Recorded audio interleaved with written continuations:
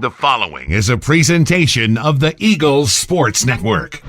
Carson-Newman gets set to play 3 games over the next 5 days with Coach Mike Mincey. I'm Michael Watchering for the Eagles Sports Network. And Coach, basically you can see a little bit of a light at the end of the tunnel, assuming you can get through these next 5 days, get these 3 games under your belt.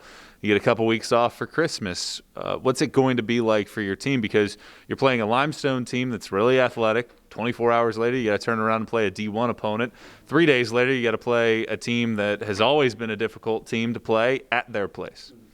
Well, there for a long time, we were tired of having to just practice all the time, and we didn't get to play against an outside opponent. So we don't need to complain about that anymore as long as we can stay good with our COVID testing, and our opponents can as well. We get to play starting tomorrow 3 games in 5 days, and 2 of those are travel. So I think they're excited about it. You know, the practice is over now, and we get to play a game tomorrow, do some COVID testing, and then grab some food and hit the bus to go play at Liberty on Sunday. So I think they're excited about the challenge and certainly excited to be able to get on the court and compete.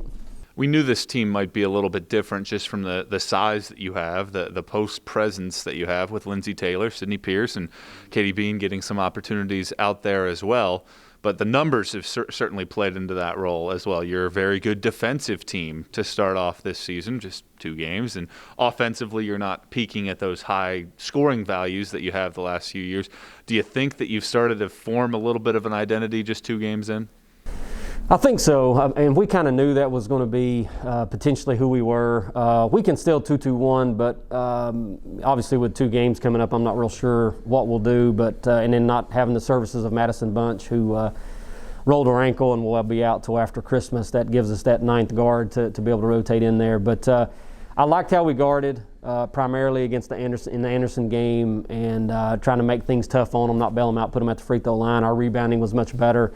And we decided some time ago that we were going to try to rotate those 3 bigs at the 5 and kind of pull Harley out to the 4 in the perimeter and not play small ball all the time. And so I'm excited to see how that continues to work, to where used to, for me, it was always scary to go play other teams that had bigs, and we had to try to figure out a way to combat that with doubling them or whatever with smaller players. But now that we have some size, we can kind of leave them on an island by themselves and not offer as much help. And I think it will lend itself to being a much better defensive team potentially.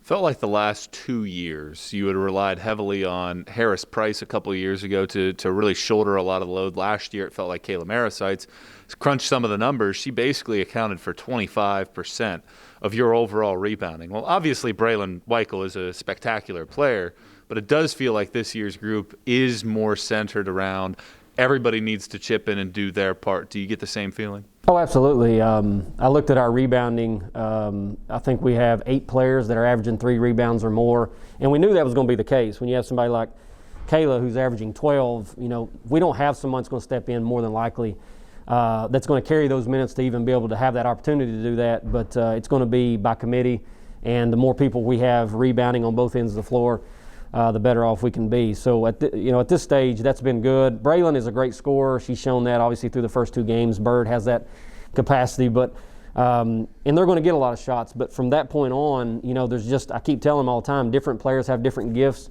They have different abilities, and we need to be able to try to utilize all of them. Let's look at the opponents over the next week, because obviously some differences between them. Limestone's more of a zoning team, athletic team. Liberty is obviously a very tall team. And then, of course, you get North Georgia with their defensive prowess. What issues do those 3 teams present? Well, again, it's three games in 5 days with not a lot of time to scout and that kind of thing. But it's good for our basketball team. You go from a zone team potentially one day to try to navigate through that. They're going to be a little smaller, have some good foot speed. Then we go and play Liberty, who is going to have good size. And our bigs have actually had more success playing.